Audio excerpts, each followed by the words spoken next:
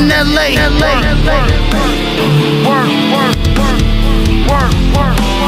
This is the NLA.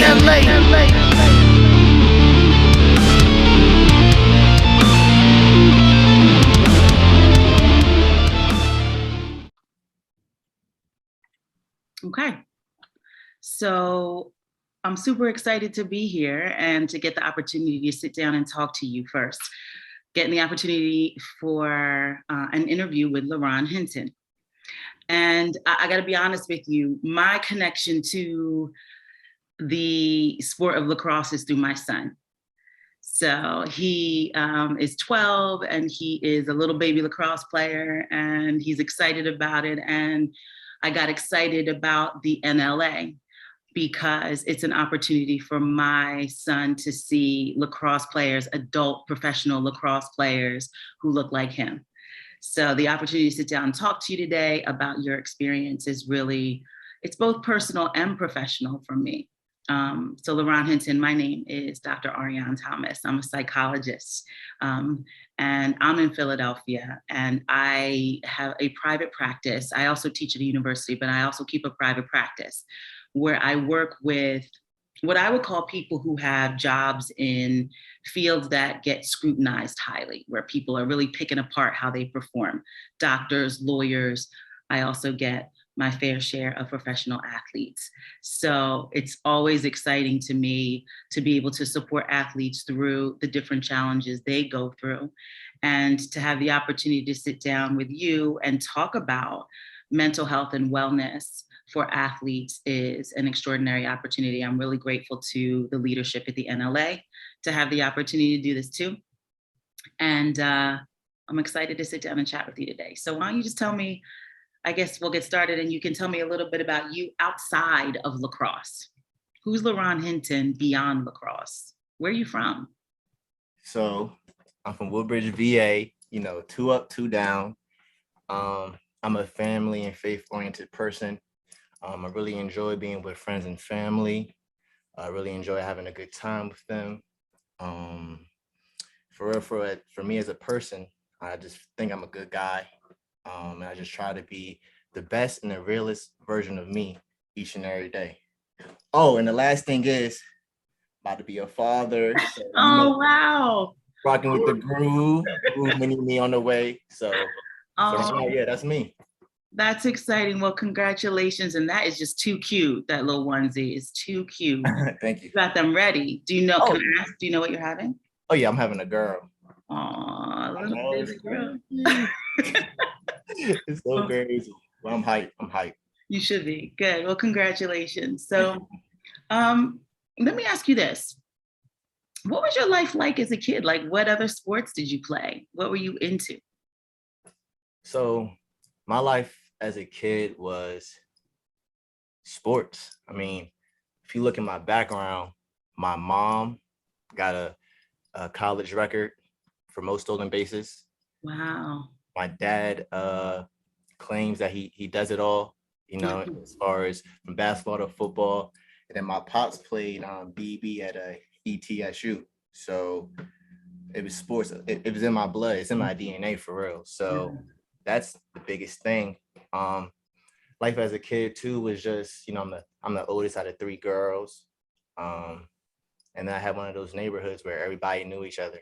So it really took a village to raise me. So, shout out to everybody who raised me because I think that really made a difference, especially in my success.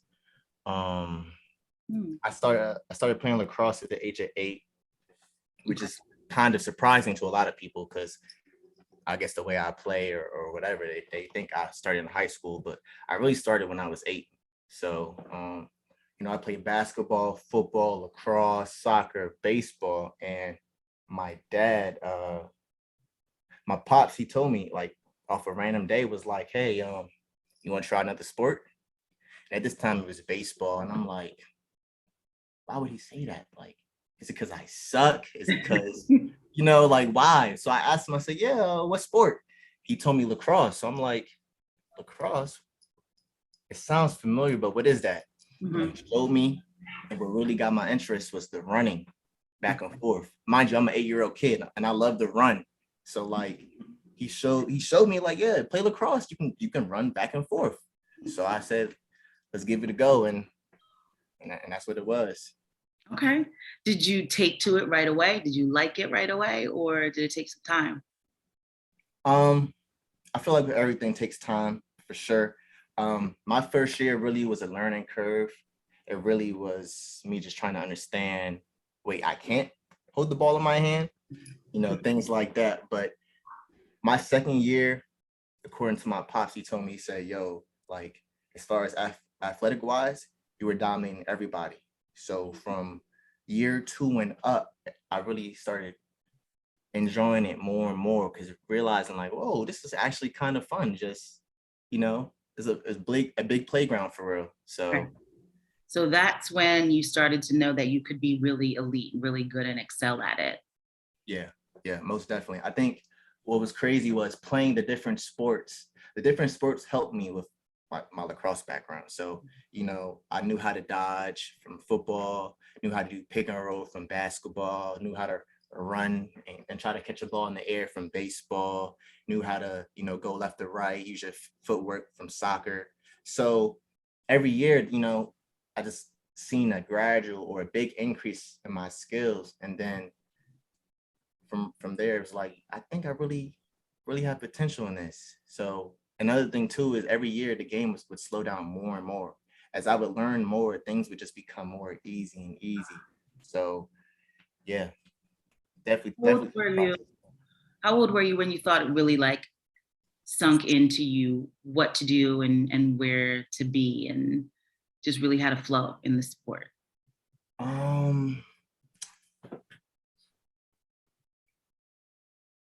I want to say 9 or 10, Mhm. but I really didn't understand it then. I think what really got me was high school. Okay. Because my freshman year, I made varsity. So Wow. I was smelling myself. I started scoring. I'm like, I really must be the truth, young dude coming on the scene, doing what I gotta do. So I think high school is when I really was like, yo, you're not just like above average. You're way more than that. Yeah. So And so it's so interesting that you talked about all the different other sports that you played, because I was actually watching a video with my son the other day, and they said exactly that, which I wouldn't have thought. They said that some of the one of the best ways to become a really good lacrosse player is to play other sports. yeah. So you're talking about the different skills that you sort of translated from all the other sports you excelled at into lacrosse. That's pretty interesting, and I'm sure will be good information for some young lacrosse players out there for sure. Definitely. So as you were evolving in the sport and really finding yourself and figuring out just how good you could be, who sort of guided you and supported your development in the sport? Were there particular people who encouraged you, and were there others who maybe discouraged you and were haters? Yeah. Ooh. Ooh. Nah. First and foremost, my pops. I mean, any sport that I did, it was always like we would always talk about it. We would always, hey, what'd you do that game that was good, or what went wrong? We'd always talk about things after the game, and then not only that, we would definitely watch different college and professional games, just really studying it. And from an early age, like I'm 9 and 10, I'm realizing we're doing chalk talk, and I'm understanding and studying like, okay, this is why he did this. Okay, cool. So my pops first and foremost, and then definitely my family, my mom's my biggest fan, been to every game, almost every game. I'm gonna say every game. She's really, made sure that she let everybody know I'm LaRon's mom. Yeah. So definitely my mom and the rest of my family, including my sisters, for sure. And then also I want to say almost everybody, because whether, it was a coach or a teacher or, my 5 moms and dads in the neighborhood, like they all were like, yo, you're the sports guy. Make sure you keep doing what you do. Make sure you get education and make sure you do your sports. Yeah. So definitely the whole village. As far as the haters, haters gonna be haters. Mm-hmm. But The only thing that really got me as far as like my development was I would see certain coaches or certain grown-ups kind of shy away from my decision in sports, like even distant family members. Like what really got me, or what really, I guess, from their point of view was I also played football in high school. Okay. And I was really good. Some say elite, that's probably me, but some say elite. But I was really good at football, and people really thought I should try football in college, like really try that and go the distance with that. So when I chose lacrosse, it's a couple of head nods and a couple of thumbs down, because they didn't understand, like, you're choosing lacrosse, like, why? So I think that would probably be it for the most part. Okay. And what about like outside of the sport, right? I think one of the things I see a lot in the work that I do with athletes is that sometimes it feels like for them, once they show skill in a particular sport, that there's so much attention focused on their skills, and they get so many benefits from it, that people don't always give them the space to just be people outside of the sport. And they don't get to sometimes develop their other skills or talents or interests. So I'm wondering, for you, were there other things that you were interested in, and were there people who encouraged and supported you and your development outside of being an athlete, elite at many sports? So I want to say everyone too. Like, it takes a village, and really, truly believe that all my, moms and dads and coaches and teachers, they all really kind of bought into me. Yeah. And it might be because my personality, but it might be because I was good at sports. Who knows? But I really think every adult, like I took wisdom from them, and I really understood and listened to what they were saying, because experience beats everything. So I want to say everyone helped me with that. Not definitely everyone. I also think too that that could actually be a downfall, just all that support, and we'll talk about that later. But I feel like also too, just all that support, once you get into the real world, you really don't know how to, handle things. But for the most part, I want to say everyone helped me, whether it's me being a man, an athlete, a student. I had unlimited tools and resources from my friends and family. So shout out to them, because I greatly appreciate that. Yeah, that's special, because I think there are a lot of people who wish they had that much support in their growth, their overall growth, and not just in being an athlete. So let's talk a little bit about lacrosse and your career, and just what it was like being elite in this sport, and actually not just being any elite athlete, but a Black elite lacrosse player. What was that like for you? I hear my mom now, like, oh, here goes arrogance, but it's confidence. I mean, to be honest, I feel like everyone has that one good thing, like one thing they're amazing at. And for me, I really think it was sports, like just some of the things I would see, or some of the things I would do, would be like, dang, I really am the truth. And then, my boys too will hype me up, whether that was their job or not. But as a Black lacrosse player, it was definitely different, because, growing up, I played football, basketball, but coming into lacrosse, like I was the only Black kid on the team. So it was kind of weird. Like, I think a lot of Black players, lacrosse players, wanted to fit in. But for me, I really had no desire to fit in, because as you've heard, I had a crazy background. Like I had friends and family that loved me, so I didn't really need the desire to fit in. So that was always kind of a hardship too with lacrosse. People talking a certain way, or saying different things I didn't know what it meant, or just how they even just wore certain things I didn't understand, because I was in my own world with where I'm from. But other than that, I think me as a lacrosse player and just an athlete, I was I'm always just very hungry to succeed. I do this thing and it's just I'm never content.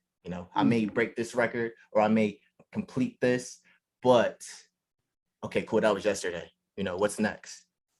So that I feel like that's one thing I can say with my athletic background or my athletic history and success was just the ability to always be hungry, to always grind, because at the end of the day, you eating or you not. So I think that's probably it for the most part. And also just having fun too. That's just one thing I've always had fun with sports, whether it's hooping in the backyard or playing in the championship game. Just something about running around, it's just fun. It suits you. Okay.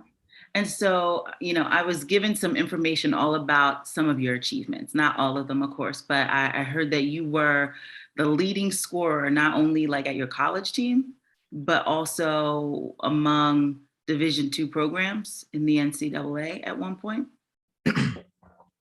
Yeah. Yeah. I should have said this in the last question, but being a Black lacrosse player, whether when I was 8 or whether I'm a grown man, I've always kind of been a black sheep, So like, there's been times where I led the nation in scoring, whether it was JUCO or college or high school. Like I've led the nation in like scoring or points or man down goals, just certain things, and I wouldn't get any recognition for it. Right. So what did that feel like? It felt frustrating, to have nothing but determination and hunger and just put everything into it and just really eat, sleep that sport and really perform at your highest ability and succeed, but still not get that, that recognition. It really was demoralizing. And it really sucked. It really used to knock me off my pivot sometimes, but it goes back to that, always being hungry. It's like, okay, well, next season you gonna just relax or you gonna just show even better. So yeah, it was definitely trials and tribulations with that as well. So did the fact that you didn't get as much recognition as you deserved and as you had earned sometimes feed your hunger a little bit more? Or you use the word demoralizing. Were there times when maybe you thought lacrosse wasn't a sport you were going to continue to pursue? I want to say both. One side of me was like, man, forget this sport. I'm about to take my talents to football or basketball or something. But then the other side of me was like, nah, all right, well, I scored how many goals and you ain't give me this recognition? Well, let me score times 2 and see what y'all really say. It was both. It was always mixed emotions because I would also look at myself too when I would, at the end of the day, like, dang, if I ain't get this, what did I do wrong? So it definitely fueled both sides. Yeah, and I imagine for an athlete that isn't quite as strong mentally, perhaps as you are and you were, and maybe didn't have the support system that you had built, that kind of demoralization, that lack of recognition could make you walk away from something. It could change your level of interest and investment in it. So it's pretty impressive, and it speaks to your hunger and your desire and your passion for it that you stuck with it. Appreciate it. For sure. So, at that point you're thriving in your sport, right? You are excelling. You said you're leading the nation in scoring. Mm-hmm. And then some things changed in your life, correct? Yeah. So let's talk a little bit, like what changed? What was going on for you? All right. So going into my junior year, I had several losses. About 10 people in the span of like a couple months died or got killed. So that's something that really was kind of probably my biggest negative in life. Something that really tested me, each and every day. And that's something that really, to this day, I'm still fighting and still learning how to cope with. That's a lot of loss for anybody, let alone for a young man in the middle Yeah, of a college career. yeah, And so you felt like you were struggling a bit to manage the emotions around that loss. yeah. Cause yeah, I was struggling for sure. Cause my great grandma died. Then it was I had two cousins who died. Then I had three close family friends that died, and a high school friend who died. Then I had two little homies, you know, they were shot and killed. And then my best friend, my right hand man, you know, he died too. So it was like I didn't have I couldn't catch a break, you know. Each and every time I felt like I got over some, you know, another loss happened. Mhm. And so this wasn't even just like people on the outskirts of your life. This was like some of your core supports, your closest people. Yeah, no, most definitely. You know, family and faith, like I said, I'm a family and faith oriented person, you know. So like family and faith. Yeah. So it's something that I hold dear to. And when I kept seeing my family members and my friends and them coffins, it was really hard. Like, dad, like, you know, I love family so much. When I kept seeing it's just like I'm really getting everything taken from me. Everything I love is just really being ripped from me. So it's something that really was what ate up at me for Yeah. real. Incredibly painful. And I can't imagine how hard that was for you when you were going through that. What was the first way that you handled it emotionally? Like how did you deal? To be honest, it was just a dark cloud, and I had a lot of emotions and stuff I didn't know how to deal with. And unfortunately, I really started drinking. I started drinking heavy. Um, and it was bad. Like I would wake up in the middle of the night with just, you know, bottles on the ground. I would wake up and there would be tears on my face and my eyes would be swollen. And I'd just be like wondering like what happened. Or there's times where like really would be passed out somewhere and I feel like my roommate put a blanket on me. Mm. So I turned to drinking. And did it help? No. But at that time I felt like it would numb me up. Yeah. All the pain I was feeling each and every day, it would numb and help me go on throughout the night. Yeah, I think at the depths of folks' desperation, one of the questions that I ask them, even in therapy, is about whether or not what do you want to happen? What do you need to change? And it's always about just not feeling the pain. And so, as survivors, which we all essentially are, you do what you can, you do what you need to do at that moment to survive. And so, for you, for a while, it was the alcohol. But then things changed. Um, so I got to a point where I was really down bad. You know, like I said, I would come to practice drinking, or I would come to practice. You could smell the alcohol off me. I would spaz on my teammates, spaz on my loved ones. Um, Again, I would fall asleep. You know, I would walk to class or walk to practice just with tears in my eyes. So it got to a point where the UDC staff, you know, shout out Coach Colbert, Dr. Thomas, Jason, um, they recommended me to go to a therapist. In fact, they forced me to go to a therapist. Um, because I I was in a dark place, and I'm really grateful for them to do that for me because I made strides. Yeah, I think it's pretty impressive that you had people in an athletic department who encouraged you to reach out and get that help. Yeah, Because a lot of times it's kind of like what I was talking about before, where as long as you're coming out and you are performing and you're okay enough to participate in your sport, folks aren't necessarily invested in you being okay. actually like emotionally and psychologically okay. But it sounds like you had good people around you who pointed you in the right direction. So you reached out and you got some therapeutic support. Yeah. I feel bad. I can't remember her name. She helped me out so much, and I just can't remember. But yeah, there was a therapist at my school, and I think I would go there 2 times a week, and we really hash out some of the trauma I had and some of the things that was really going on in my life, and even some of the things I didn't know I had trauma with. You know, we really took the time to work on me and try to get away from that dark cloud. Mm-hmm. You know, it's actually probably a really good thing that you don't remember her name.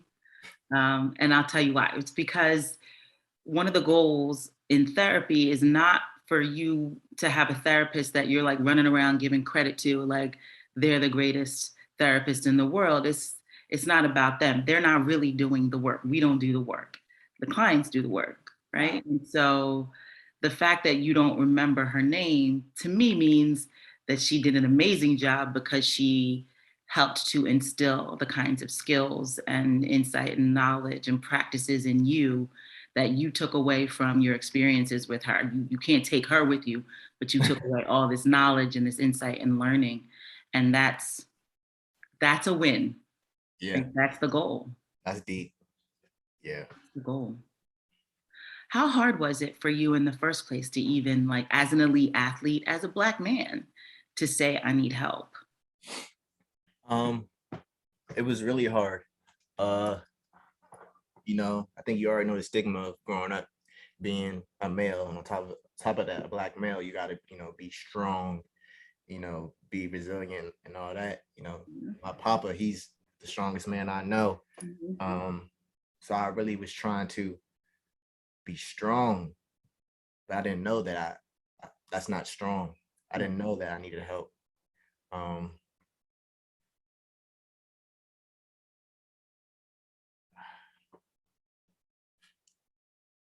That's why I thank the staff so much, because even though I was in this dark cloud and I knew I was in a dark cloud and I knew that things weren't going the way it was supposed to be going, I still didn't know I needed help. I still didn't know where to go. I just knew that I just was so deep in the dark cloud. It was like, what's in front of me? I could only think what was in front of me. And it's right now I'm hurt. Well, how do you stop from hurting? Drinking. Or right now, I just want to play the game. I don't want to do schoolwork. Or right now, I just want to block everything out and just go to sleep. So it really was hard, like, to be honest, understanding that I needed help. And I think when I realized that I needed help was my first time at therapy, when she was telling me, oh, that's a lot. You know, most people will do woo and most people do this, but you're still here doing this. And that's when I started realizing, like, dang, I'm actually supposed to be here. Because at first I'm like, dang, I'm being dramatic. Like, why am I in therapy? I should be at practice. But once I started talking to her, I realized, oh, I am depressed. I am stressed.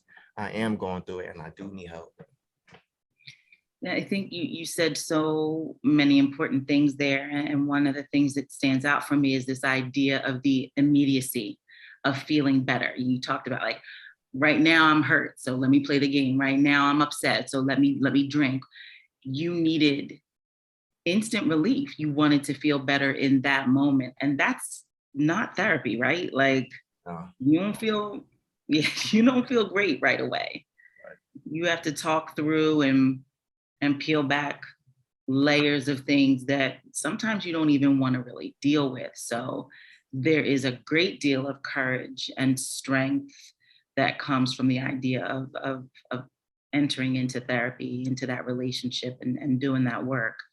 But I also think that immediate need for relief from the pain is something that is experienced by a lot of young men, particularly a lot of young Black men, and a lot of people who go through the kinds of loss that you went through, losing friends to violence, which we see happening so frequently now for young Black men.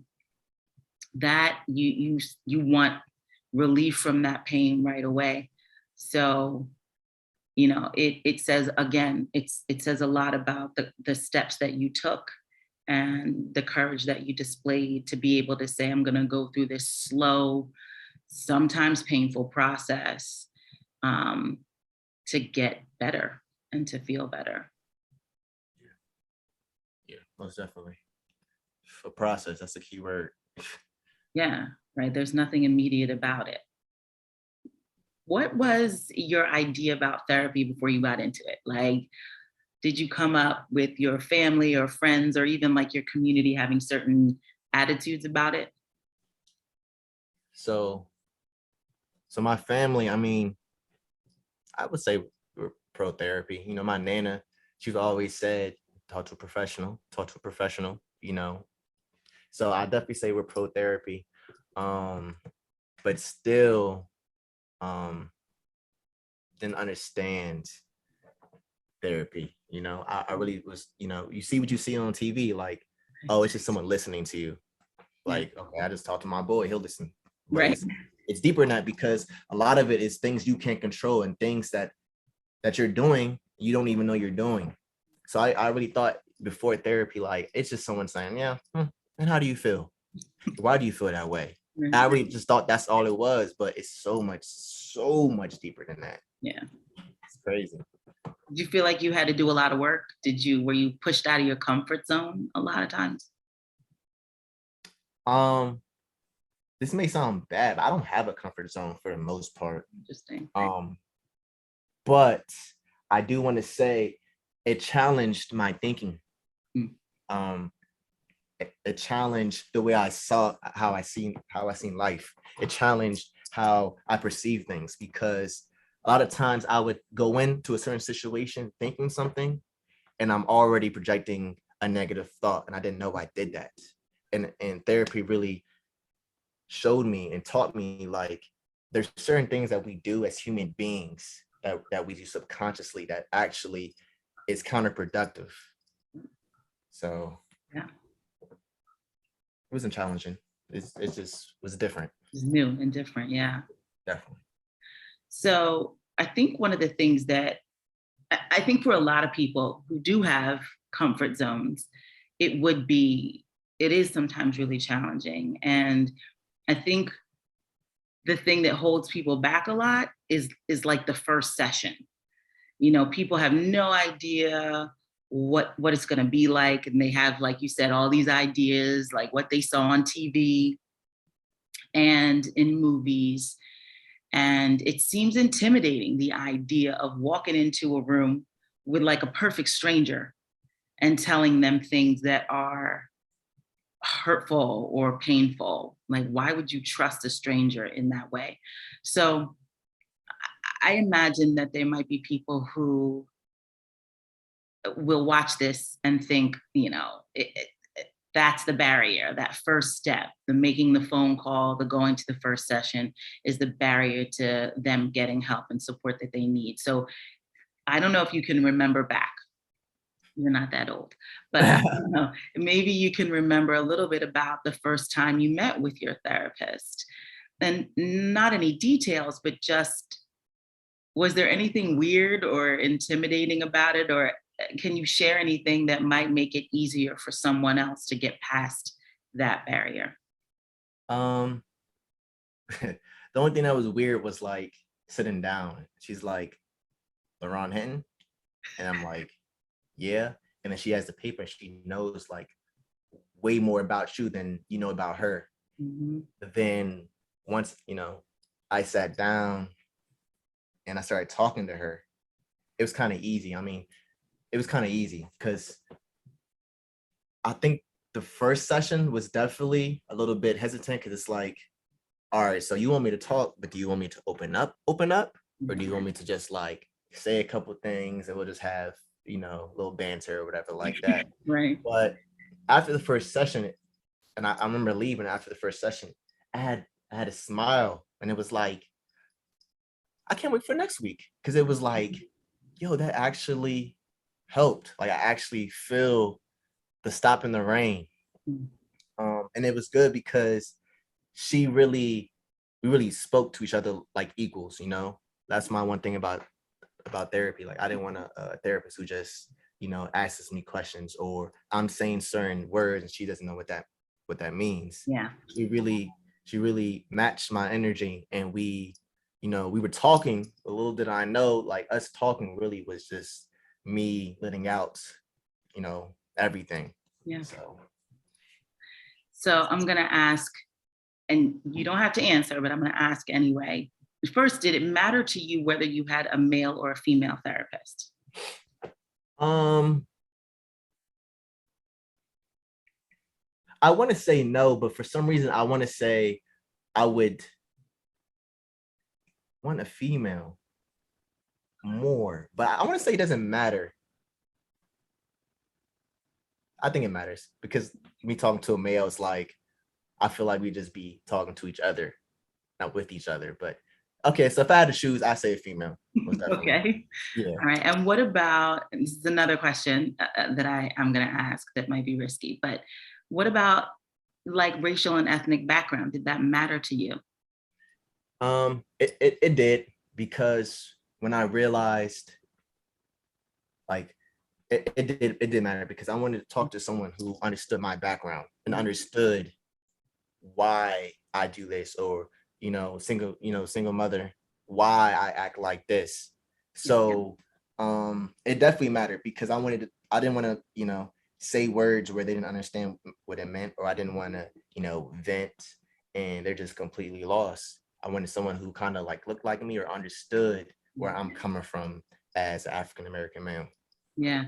I think that's another thing that creates a barrier for a lot of people. They think it's not that easy in some places to find diverse therapists. It's not always that easy to find Black and brown therapists. And sometimes people don't feel like they want to talk to someone they have to explain stuff to.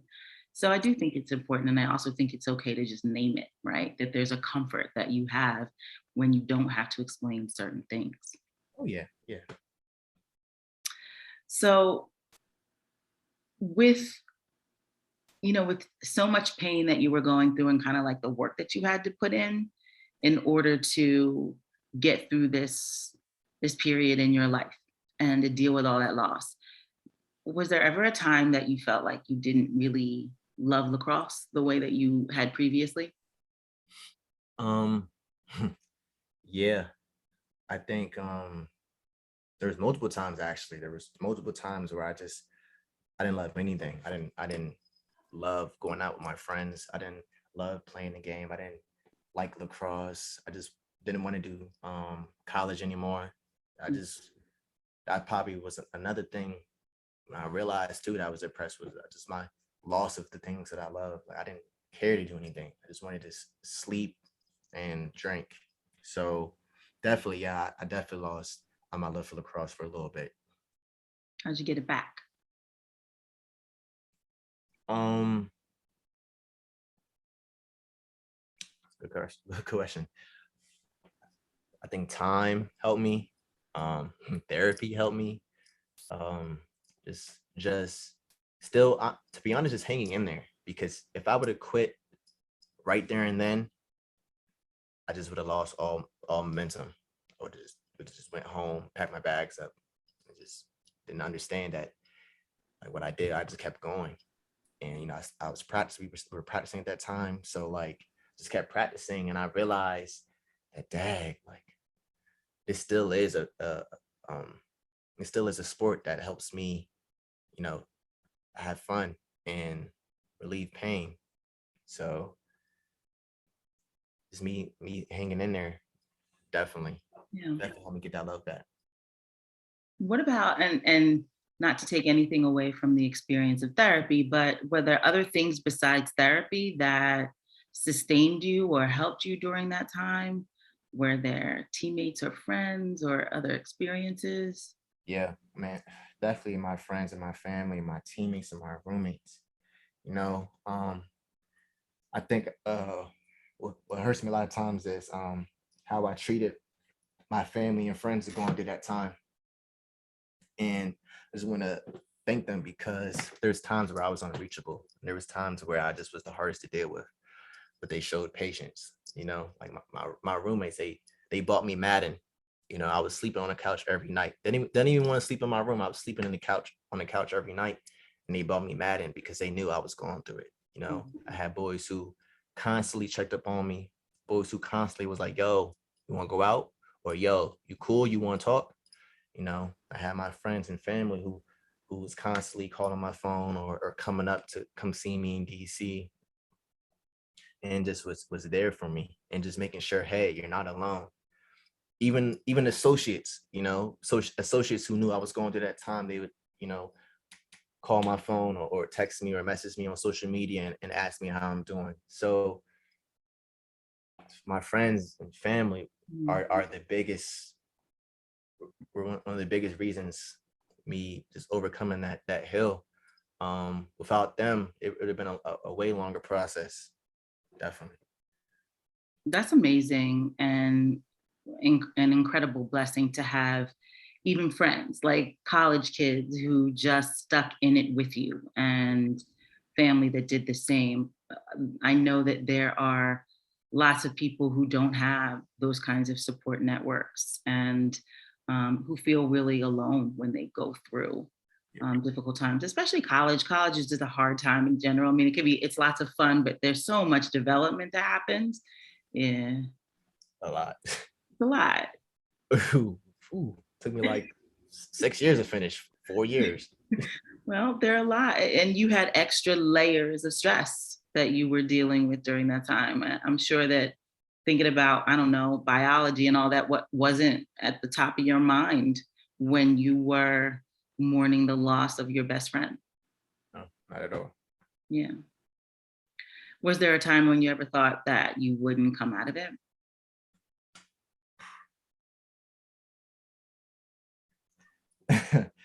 Yeah.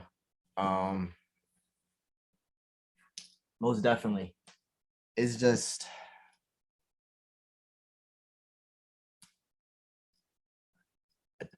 the loss after loss after loss after loss kind of like wired me different.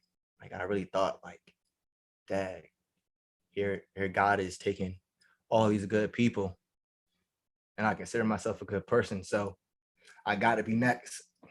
He's gonna take me next. I had that thinking. I also had the thinking where it's like, dang, is this life? Like you have 2 weeks of happiness, and then you get hit with a major blow, and then 2 weeks of happiness, and you get hit with a major blow. So I really felt that I either was just gonna leave somehow, or I was gonna get burnt out and just call it quits on everything. So there was a lot of times in that dark cloud where I just didn't care anymore. I didn't care to do this. I didn't care to do that. I didn't care if this happens to me, I get into an accident, I don't care. Or if this happens, I don't care. If they leave me, I don't care. So a lot of times I felt like I wasn't gonna make it out. A lot of times. And it's just an emotional situation because wholeheartedly I believed like this is it. I'm not coming back from this. Mhm. But just looking back at life now, I'm just grateful that, dang, I'm so glad I didn't quit. I'm so glad I didn't pull the plug. Yeah, I didn't actually see that coming the way you named thinking that you might be next, considering all the losses you were experiencing. So there was also like this fear of like, how long do I have? Again, I feel like you're naming an experience that a lot of young men go through. The idea of seeing so much loss and seeing so much death that you can't really envision your own future, and you don't know what that looks like, and almost also a fear of hoping for and investing in that future because it seems like it can just be taken away from everybody, um, because frankly it can, right? And so somehow though you did the work and you pushed through and you found the courage to invest in your future, um, and now you've got all these amazing things happening, including a little one, right? Yeah, right. That's crazy. Look at God. Right? Look at God, for real. For real. So you've also named some lessons just in general that you've learned from therapy. What else? Like what else are some of the little pieces of wisdom that you feel like you took from the experience and that continue to inform your choices now? So I learned about absolute words, just you always saying never or always. This is bad for your mindset. You don't get the cookie. I never get the cookie, and you just realize, wait. I mean, I did get some Oreos last week, but you say that you're like, tag, I'm life is really unfair. I never get Oreos, So I really exited those type of words out of my dictionary because it's like, why are they there? Like always, never. Like it's not truly the case.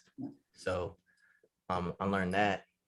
I learned also like there's many ways to relieve emotion and anger. You can do art, from sports to running to just talking with a friend or talking with a therapist. I learned that there really is many ways that you can do to relieve whatever you're going through. Mm-hmm. I just learned so much. It's crazy. It's kind of hard to like answer that because I really learned so much. But I think the best thing I've learned though was it's your mindset. Like, yeah, life, it's hard to change life and the things that happen in life, but really it's your mindset.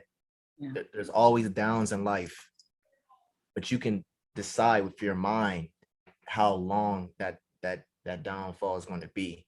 And you can really train your mind to take these downfalls and take these losses in stride and just keep going on with the ups. So I really learned that mindset is really everything.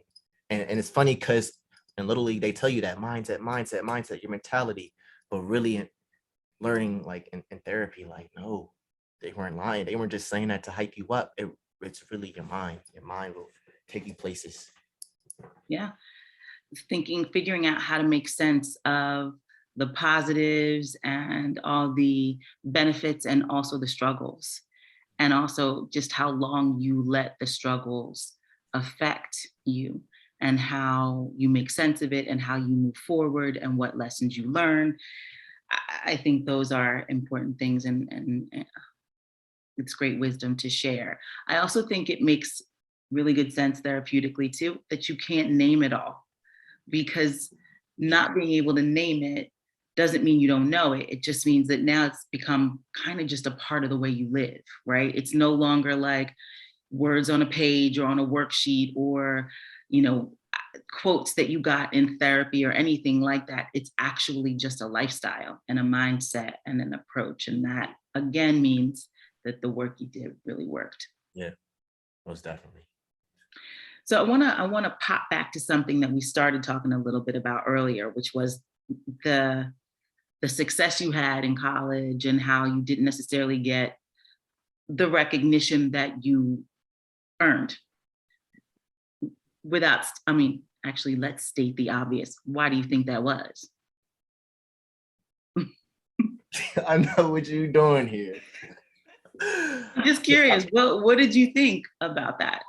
Why I didn't get the recognition I deserve? Yeah. Right. I truly think it's the way the way I played, maybe the school I went to, but all that ties in with my color. Yeah. And people can say, oh no, it's because you dropped the ball at 4. Right. No, I really think it was that, because if it was something different, then I'd be All-American. And I'm gonna look at the camera. I believe that I'd be All-American if it was something different. But that's just the nature of this world. So yep. Nature of this world. It's also the nature of the sport of lacrosse in some ways. It's an interesting sports world. I'm coming to learn that myself. Yeah. Oh yeah. Mm-hmm. Exactly. So, you've been through a lot, and, just as a young man, as an athlete and in this sport. And now you're a professional, Yeah. right? You're a professional. Professional. Congratulations. That's a big deal. That's a big deal. I mean, it's like, it's the coolest thing.